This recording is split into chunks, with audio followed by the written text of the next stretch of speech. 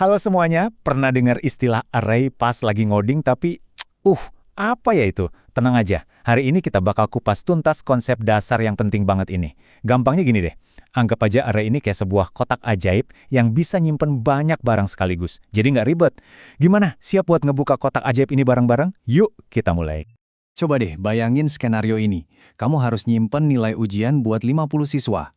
Cara yang pertama kepikiran mungkin bikin 50 variabel beda-beda. Bisa sih, tapi kebayang nggak sih bakal sepanjang dan serepot apa kode kamu nanti? Nah, ini masalah yang sering banget kita hadapi sebagai programmer. Dan untungnya ada solusi yang jauh lebih cerdas. Coba deh lihat bedanya di sini. Di sebelah kiri, kodenya berantakan, penuh sama variabel. Nah, yang di kanan cuma satu baris kode, rapi dan ringkes. Solusi yang elegan inilah yang kita sebut array. Dan inilah pahlawan kita hari ini, yang bakal ngirit banyak waktu dan bikin kode kita jadi jauh lebih bersih. Jadi, intinya array itu apa sih? Gampangnya, ini adalah cara kita dalam pemrograman buat ngubah data yang berantakan jadi sesuatu yang super teratur. Cukup satu nama aja untuk nyimpen banyak item yang sejenis. Sederhana, efisien, dan praktis banget. Oke.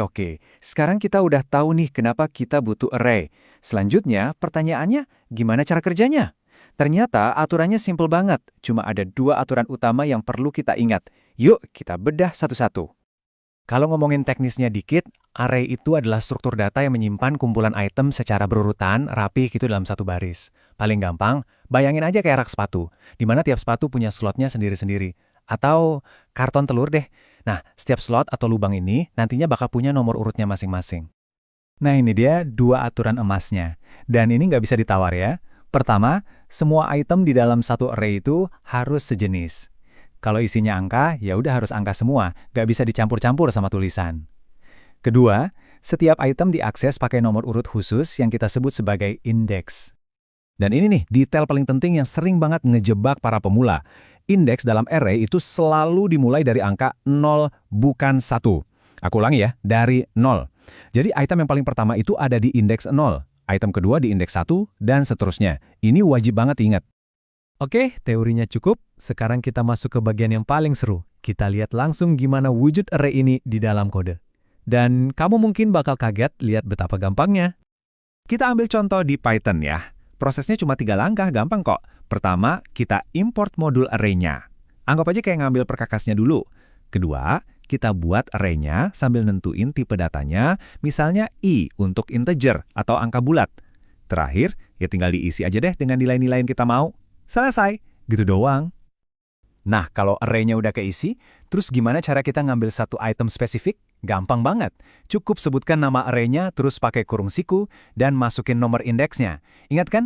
Item pertama itu indeksnya 0, jadi array saya, 0, bakal ngasih kita elemen yang paling depan. Terus, mau ngubah data, caranya sama aja gampangnya. Kita tunjuk aja indeks mana yang mau diganti, lalu kasih nilai yang baru. Misalnya nih, array saya square bracket 1 sama dengan 99. Nah, itu bakal langsung ngeganti nilai di posisi kedua jadi 99. Fleksibel banget kan?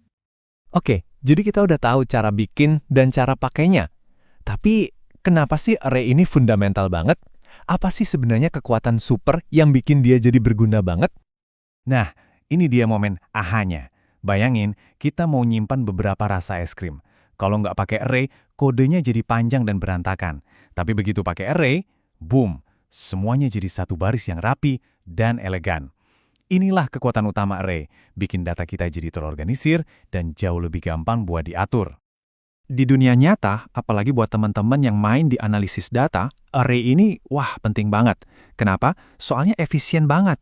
Kita bisa ngolah ribuan angka, ngelakuin perhitungan matematika ke semua datanya sekaligus, atau bahkan ngurutin data dalam jumlah super besar dengan sangat cepat. Tentu, nggak ada yang sempurna. Kelebihan utama array itu aksesnya super cepat, karena komputer udah tahu persis di mana harus nyari datanya. Tapi ada juga kekurangannya, ukurannya itu biasanya udah ditentuin di awal, dan nggak bisa diubah-ubah seenaknya. Dan seperti yang kita udah bahas, isinya harus seragam. Eits! Tapi tunggu dulu, ternyata array itu nggak cuma sekedar daftar lurus doang loh. Array bisa punya beberapa dimensi, yang ngebuat dia jadi alat yang jauh lebih canggih buat data yang lebih kompleks. Mari kita lihat. Jadi, semua yang dari tadi kita omongin itu sebenarnya namanya array satu dimensi. Ini bentuk yang paling dasar, sebuah daftar lurus atau barisan data. Bayangin aja kayak daftar belanjaan buah ini. Item-itemnya cuma berjejer satu persatu. Sekarang, kita naik level ke array 2 dimensi. Anggap aja, ini kayak tabel di spreadsheet atau Excel. Jadi ada baris dan ada kolom. Lihat deh contoh di layar. Kita punya 2 baris dan 2 kolom. Ini berguna banget buat data yang lebih terstruktur. Misalnya kayak papan catur, tabel data, atau matriks dalam matematika. Nah, ini satu catatan penting juga. Cara kerja array bisa sedikit beda di tiap bahasa pemrograman.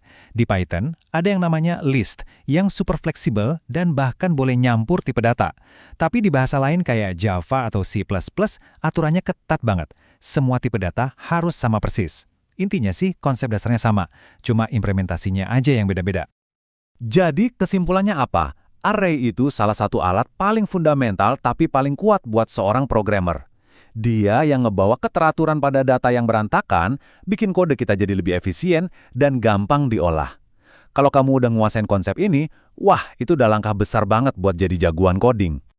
Oke, sekarang kamu udah kenal sama si kotak ajaib ini. Pertanyaannya, abis ini apa? Array ini baru permulaan loh. Masih banyak banget dunia struktur data lain yang menanti, seperti list, dictionary, dan set, yang masing-masing punya kekuatan supernya sendiri. Jadi, perjalanan belajar kamu baru aja dimulai. Selamat menjelajah!